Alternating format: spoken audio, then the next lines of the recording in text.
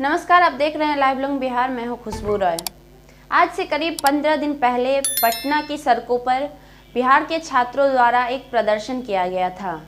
बिहार के सभी प्रतियोगी परीक्षाओं में लगातार हो रही धांधली को लेकर उन लोगों ने प्रदर्शन किया था। प्रदर्शन का नेतृत्व दिलीप कर रहे थे। प्रदर्शन के दौरान दिलीप को प्रशासन द्वारा गिरफ्तार कर लिया गया था। बताया ये जा रहा है कि गिरफ्तारी के बाद 2 दिन के बाद ही बेल हो गया था, लेकिन पिछले 15 दिनों से वो हिरासत में थे। आज उनकी रिहाई हुई है और हमारी बातचीत उनसे हुई है। आइए देखते हैं उन्होंने क्या कुछ कहा, उनके साथ क्या कुछ हुआ और उनकी रिहाई में इतना वक्त क्यों लगा। तो किया गया था, इसके अनुसार मुझे 2 दिन में बेल मिल गया था और मुझे जेल से बाहर आ जाना था। कोर्ट 2 दिन बंद था, उसके बाद ही कोर्ट खुलने के बाद बेल मिल गया था और मुझे 2 दिन के बाद ही बाहर आना था। लेकिन नीतीश सरकार की साजिश थी, किसी भी तरह चाहे वो झूठा केस क्यों ना हो, दिलीप कुमार को जेल में रखा जाए, जितना ज़्यादा से ज़्यादा दिन तक हो जाए।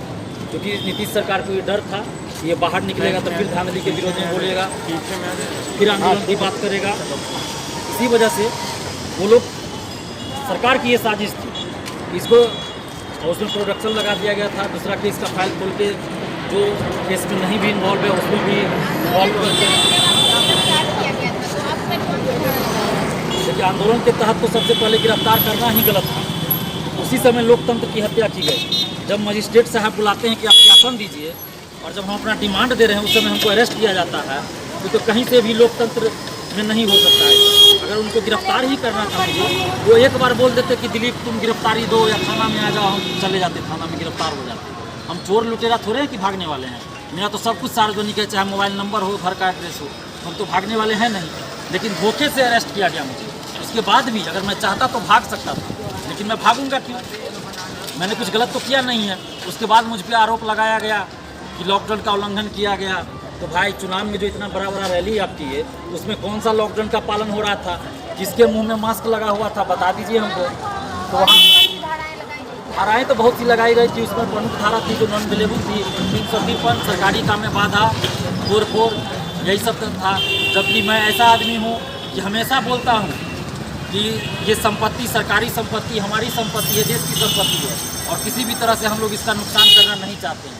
और छात्रों से भी हम हमेशा अपील करते रहे किसी भी तरह का तोड़फोड़ नहीं होनी चाहिए और जो भी तोड़फोड़ करेगा हम उसको पुलिस के हवाले करेंगे। उसके बाद मेरे ऊपर ये आरोप लगाया जाता है कि तोड़फोड़ की और हिंसा की। ये तो दुर्भाग्य है। ये तो सीधा सीधा है कि किसी तरह फंसा दो दिलीप कुमार को, लेकिन दिलीप कुमार इतना डरपोक तो है नहीं। इस तरीके से आप लोगों ने परीक्षा में हो रहे धांधली के खिलाफ वो आंदोलन किया था, जिसकी वजह से आपकी गिरफ्तारी हुई। तो उस आंदोलन से क्या उसके बदले में सरकार ने आप लोगों को राय विचार किया? देखिए, सबसे पहली बात कि हम लोग इतना बार आंदोलन किए, सरकार की तरफ से कोई बातचीत नहीं होता है। हम लोग मुख्यमंत्री सचिवालय भी जाके ज्ञापन दिए, आयोग में भी जाके सबूत तक पेश किए, मुख्यमंत्री तक को सबूत सौंपे, लेकिन अभी तक उस पर कोई कार्रवाई नहीं हुई। यहाँ तक कि एक बयान भी देते वो भी नहीं, उल्टे बोलते हैं कि ये लोग पढ़ने वाले नहीं हैं और इसलिए आंदोलन करते हैं। और जो मुख्यमंत्री नीतीश बाबू अपने आप को जेपी आंदोलन की उपज बताते हैं, उसी जेपी गोलंबर से, जेपी मूर्ति के सामने से हमें अरेस्ट किया गया, गिरफ्तार किया गया और बेवजह गिरफ्तार किया गया।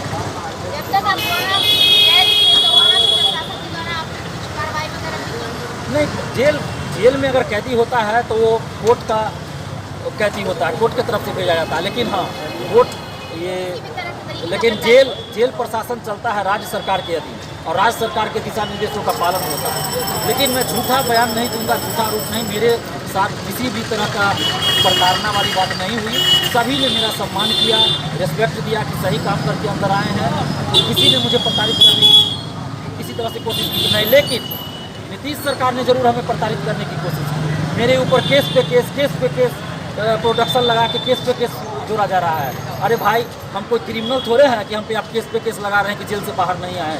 आज जो आपकी रिहाई हुई है उसके साथ रिहाई हुई है, जज साहब को लगा, कोर्ट को लगा ये लोग कुछ ऐसा क्रिमिनल तो है नहीं, इसलिए हमको बाहर किया गया है।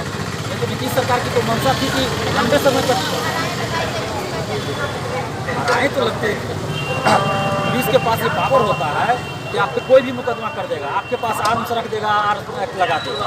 लेकिन वो कोर्ट में साबित करना पड़ता है, कोई भी आरोप लगा देना नहीं होता है ना, कोर्ट में साबित करना होगा। जब कोर्ट में साबित करेंगे तब कुछ होगा ना। अभी तो हम लोग को जब जज साहब को लगा कि नहीं ये लोग निर्दोष है, बेवजह फंसाया जा रहा है, तो बेल मिला है हम लोग को न्यायालय पर भरोसा था। और हम लोग को देखिए, हम लोग कोई गलत काम तो किए नहीं है ना। लोकतंत्र में, संविधान में मौलिक अधिकार है, अनुच्छेद 19, शांतिपूर्वक आप धरना प्रदर्शन कर सकते हैं, हमने उसी का पालन किया था। लेकिन सरकार के पास ये एक पावर होता है कि ना कुछ तो 353 लगा दो, सरकारी काम में बाधा। क्या लगता है आपको इस आंदोलन के बाद आपकी गिरफ्तारी भी हुई, 15 दिन तक आप जेल में भी रहे, इसके बाद क्या लगता है आप लोगों के द्वारा की गई आंदोलन पर प्रभाव पड़ा? ये प्रभाव तो ऐसा पड़ा है कि बीएसएससी को मेंस का रिजल्ट घोषित करना पड़ा। हम जेल में थे, उसी समय रिजल्ट भी कल प्रकाशित किया गया, तो कहीं ना कहीं आंदोलन का ही प्रभाव है। और बीपीएसएससी दरोगा का जो कटअप मार्क्स जारी किया वो भी आंदोलन का ही प्रभाव है। लेकिन एकाएक तो सब कुछ होगा नहीं।